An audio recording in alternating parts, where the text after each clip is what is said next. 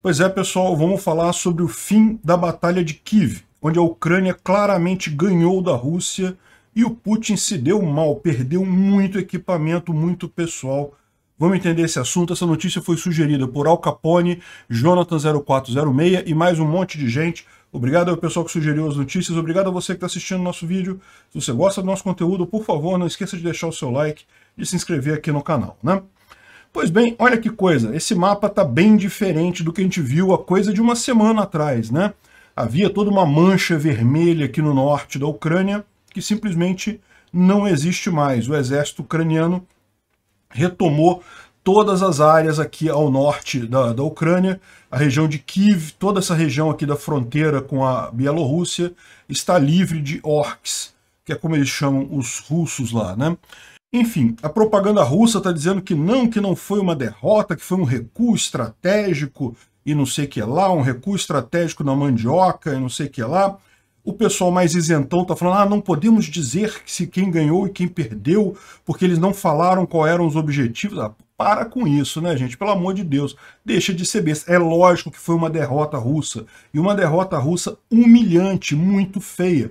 Para vocês terem uma ideia, eles saíram deixando um monte de equipamento, de coisa para trás aqui, justamente porque tiveram que sair, e não saíram ordenadamente, não. Se fosse uma retirada, porque, não, a gente decidiu militarmente fazer uma retirada, eles teriam retirado ordeiramente o pessoal, teriam deixado alguns grupos para dar trabalho para o exército ucraniano.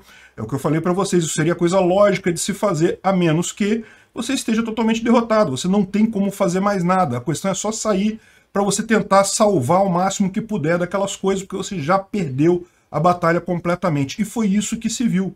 Não foi meramente os russos estrategicamente recuando de forma ordeira e planejada. Não, foi os russos saindo, correndo, tentando salvar o que desse para salvar nessa contraofensiva ucraniana que retomou toda essa região daqui, né? Então esqueçam esse papo de que não dá para dizer se a Rússia perdeu ou ganhou. Não, a Rússia perdeu a Batalha de Kiev, tá óbvio isso. E estão saindo informações agora, porque é lógico, nessa história toda, pegaram muitos documentos, pegaram muitos equipamentos, capturaram muitos russos, o pessoal já está sabendo de muito mais acerca de qual era o planejamento desse ataque russo a Kiev. Se é difícil você dizer o que está acontecendo enquanto a coisa está acontecendo, agora que já passou a invasão, que já passou a Batalha de Kiev, pelo menos, né? É lógico, a invasão da Ucrânia continua, ainda existe um grande risco, a gente vai falar sobre isso em seguida, mas a Batalha de Kiev, essa região norte aqui, a gente já tem uma noção muito boa de quão humilhante foi a derrota russa nessa região, né? E quão cheia de atos heróicos pelos ucranianos também. Tem algumas coisas que são excelentes da gente saber, a gente vai falar sobre isso, né? Então, antes da gente explicar essas coisas, a gente tem que falar sobre o lado ruim da coisa também, né? Os russos, eu tenho falado aqui já há vários dias, que estão deixando uma trilha de destruição no que eles saíram de Bucha, Irpin, essa região aqui próxima, deixando vários mortos nas ruas. Olha, eu falei isso 4 ou 5 dias atrás, eu falei da tragédia que foi o massacre de Bucha, e agora que está repercutindo mais na mídia tradicional, agora que o pessoal está falando nisso, que os vários cadáveres que foram encontrados em Bucha, em Irpin, e eu vou explicar por que os russos ficaram tão chateados com isso daí, porque Irpin e Bucha foram o que atrapalhou todo o plano russo para o cerco de Kiev. Nós vamos entender isso depois. É lógico, isso não justifica matar civis de maneira alguma, né? Mas explica por que os russos estavam tão chateados naquela região, né? Lógico, isso é um crime de guerra. A Rússia vai ficar conhecida por isso daqui para frente. Putin não vai ter como se livrar dessa pecha de ser um criminoso de guerra. E agora a Rússia está tão desesperada com isso que ela convocou uma reunião do Conselho de Segurança da ONU para dizer que, na verdade, foram os ucranianos que mataram os civis depois que os russos saíram para criar toda essa coisa, né? Só que isso é impossível de ser assim, porque você tem o testemunho do pessoal que estava lá, porque não foram só os ucranianos que entraram, foram também repórteres, um monte de gente que acompanhou aquilo ali, e o cheiro dos corpos, o cheiro dos cadáveres, já tinha alguns dias, ou seja, não tinha como ser os ucranianos fazendo aquilo. Então é uma besteira, mas a Rússia vai tentar colar essa ideia de que não. Por quê? Porque isso é uma coisa, meu amigo, isso é uma pecha que vai ficar com o Putin para todo o resto da vida dele. Ele é agora mais um criminoso de guerra, um assassino que fez uma barbaridade absurda lá em Bucha. E veja, Bucha é o que a gente sabe, porque é a cidade que foi liberada. É claro que o que ele está fazendo em Mariupol é muito pior, o que ele está fazendo em outras cidades é muito pior. É que a gente não sabe ainda. Mas Bucha a gente já sabe, a gente já tem informação, já é águas passadas nessa guerra. A Rússia já perdeu essa região, né? Então, realmente uma coisa muito triste o que está acontecendo lá, mas agora a gente está sabendo exatamente, ou pelo menos já tem uma noção muito melhor de qual era o plano do Putin nessa história toda. E tem essa thread do Tommy T. Ahonen, que é um jornalista americano, em que ele explica exatamente como eles pegaram essas informações e como é que eles reconstruíram esse plano dos russos, né? E o plano dos russos tinha duas partes. O plano A, que era eles descerem em Hostomel, com um monte de tropa, mas uma quantidade pequena de soldados de elite, coisa e tal, e tentarem tomar o Palácio Presidencial ucraniano no susto. Isso eles já fizeram no passado, já fizeram em outras guerras anteriormente e funcionou. Os soviéticos fizeram isso na época da Guerra Fria, né? Fizeram isso na Hungria em 56, Tchecoslováquia em 68, Afeganistão em 69, ou seja, tomar a capital, tomar a antena de TV e rádio e declarar que você ganhou aquela guerra. É lógico, isso não quer dizer que você ganhou a guerra, mas aí você já cria uma confusão tão grande no país que você não dificulta a organização da defesa do país. E era esse o plano A do Putin. Tomar o aeroporto de Hostomel, baixar um monte de tropa aqui, fazer uma corrida rápida para Kiev. Conseguiu isso? Não, não conseguiu isso. As tropas ucranianas defenderam Hostomel, defenderam o aeroporto. Lembra, a gente falou isso nos primeiros dias, né? Que eu falei aqui no primeiro dia que, olha, isso daqui, o primeiro dia de Putin falhou porque ele queria tomar Hostomel e Kharkiv e não conseguiu tomar nenhuma das duas. Então, os ucranianos mantiveram os russos aqui, o Hostomel, os russos ganharam, aí os ucranianos retomaram, depois os russos retomaram de novo, ficou uma briga que durou vários dias ali, até que finalmente os russos de fato tomaram o aeroporto de Hostomel. Esse era o plano A do Putin, já falhou, ali ele já perdeu o plano A, mas beleza, tinha o plano B, era o plano B, toda guerra, nenhuma guerra você vai com um plano só, né? E o plano B do Putin era justamente a invasão e o cerco a Kiev. Uma quantidade enorme de tropas vindo aqui da Bielorrússia. Aqui, essa distância até Irpin é uma distância de coisa de 100 km, 115 km, ou seja, é coisa de 1h30 de viagem, é coisa rápida. É lógico, quando é coisa militar, como vem muito caminhão, muita coisa, é mais lento um pouco, não é? 1h30 seria de carro, mas dá para fazer em um dia esse trajeto, certamente, com as tropas. E o que acontece, né? A ideia deles, o planejamento era, no dia 24, vir com essas tropas aqui, chegariam aqui no dia 25, só que aqui é o limite dos combustíveis, né? Da autonomia dos carros e dos caminhões. Então, chegando aqui em Hostomel, que já estaria conquistada pelos russos, eles aguardariam o comboio com suprimentos e munição que viria no dia seguinte, daria um tempo de descansar as tropas, e no dia seguinte eles partiriam para o contorno de Kiev, fazer o cerco a Kiev. Esse era o plano B do Putin, né? Que também não funcionou. E por que não funcionou? Não funcionou porque justamente Irpin fica do lado de Hostomel, é tudo muito perto aqui, né? Irpin seria o ponto em que eles partiriam para fazer todo o contorno de Kiev. E eles chegaram a tomar Irpin, os russos, mas a contraofensiva ucraniana acabou impedindo que eles fizessem muita coisa ali e cercando eles naquele lugar. Mas pior que isso, eles precisavam esperar os suprimentos, combustível, esperar a munição, né? Eles chegaram ali no limite do combustível deles naquele momento. Era esperado isso, estava planejado isso, só que viria o combustível. E aí veio a batalha do comboio de 40 quilômetros. Vocês lembram? Passou na televisão, a gente falou sobre isso aqui. Olha, tem um comboio enorme chegando lá em Kiev, quando chegar acabou e coisa e tal. E era mesmo esse o plano mesmo dos russos, né? Esse comboio chegaria com munições e combustível, abasteceria as tropas que já estavam aqui, já tinha muita tropa aqui, e daí elas fariam o cerco à cidade de Kiev. Só que o que aconteceu? A Ucrânia usou um mecanismo que foi o mesmo que a Finlândia usou na guerra contra a Rússia.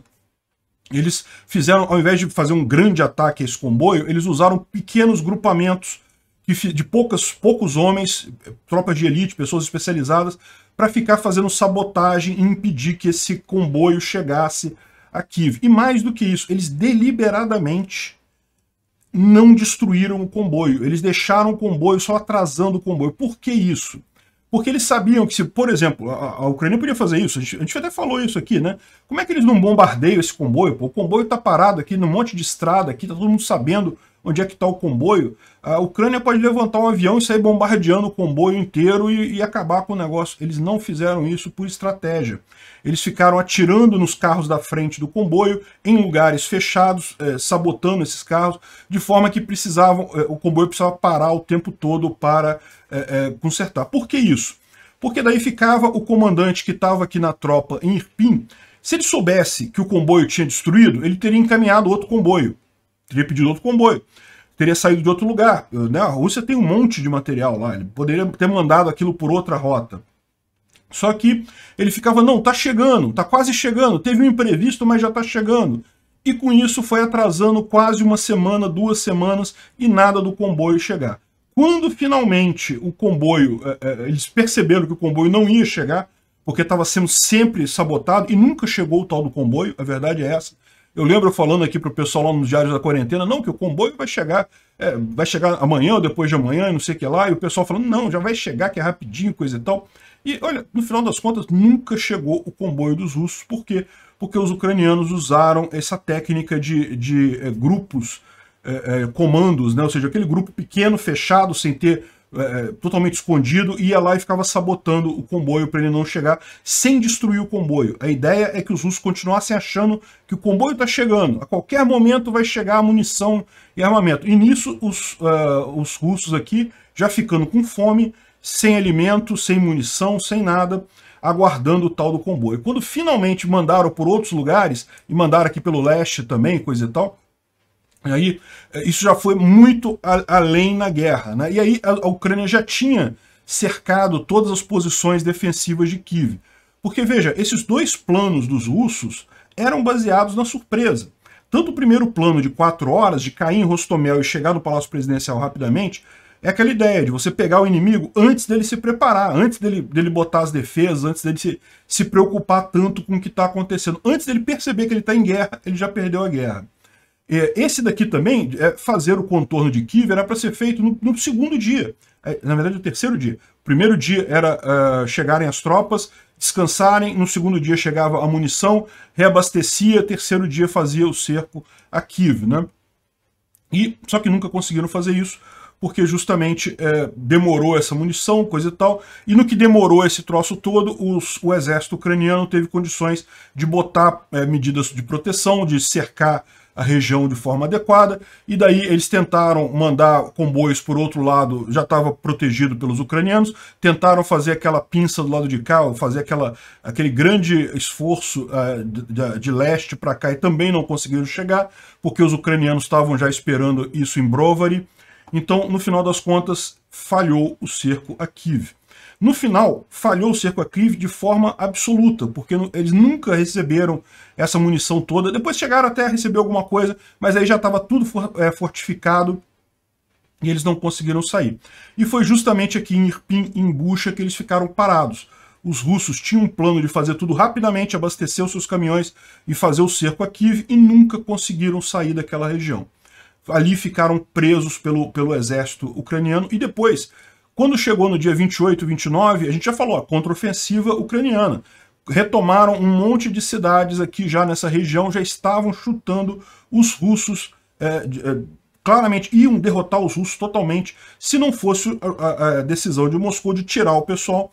Mas assim, não foi uma retirada estratégica, como o pessoal está colocando, não, porque Putin é um estrategístico e ele estrategicamente está pensando 5D e não sei o que lá. Não, o Putin é um idiota que acha que é muito mais forte. E você, pior ainda, se você acha que o Putin tem alguma capacidade excepcional desse tipo de coisa. Não, não tem. Ele acha que tem, mas não tem. Enfim, e se você acha que não dá para dizer que isso aqui não foi uma derrota, porque não sei o que lá, olha a quantidade de equipamento que os russos deixaram aqui. Eles deixaram muito equipamento nessa saída deles aqui, né?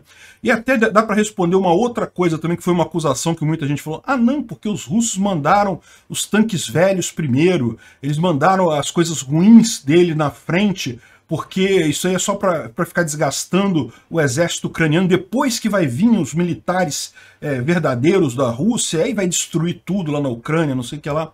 E não é verdade. Fizeram a estatística de tudo que foi capturado dos russos, e olha, é o melhor do melhor. Os russos deixaram... É lógico, eles levaram também tanque tranqueira, levaram coisa velha. Mas está super representado as coisas novas. Os russos queriam fazer isso, era um ataque de elite. Tanto a primeira fase, que era tomar Hostomel e tentar derrubar o governo em 4 horas, essa parte era a primeira visão deles. E lógico, isso você só faz com equipamento de primeira, só faz com equipes ultra especializadas, não vai conseguir fazer isso com um recruta, e não deu certo. E também esse cerco a Kiev, também da mesma forma, não funcionou. Também foi uma falha clara, e também era uma atitude ousada. Era para ser feito com equipamento de primeira, porque não era fácil esse tipo de coisa. Você vai circular uma cidade de 3 milhões de habitantes, é algo complicado. Você fecha todas as saídas dela aqui, bota mina em tudo quanto é região aqui em torno, e no final das contas fica só bombardeando a cidade. Esse era o plano dos russos. A gente chegou a falar isso logo no início, né? Que essa era a ideia deles para tentar derrubar o governo. Enfim, o fato é que a batalha de Kiev deu errado, os russos perderam. Eles, sim, ao contrário do que algumas pessoas falaram, não, eles não mandaram tanque ruim, não mandaram coisa ruim, mandaram o melhor do melhor deles. Proporcionalmente entre os equipamentos que foram capturados e destruídos, tem muito mais tanque moderno do que a média da tropa russa. Então, ainda tem alguns tanques antigões? Tem alguns tanques antigões, mas é muito menos do que os tanques modernos que estão ali, né? E essa saída deles aqui da região norte foi realmente uma coisa meio desesperada, não teve esse negócio de saída estratégica, não estamos planejando, estamos saindo vagamente, assim, com planejamento. Não, eles saíram no desespero, porque estavam sendo escorraçados pelos ucranianos nisso daqui.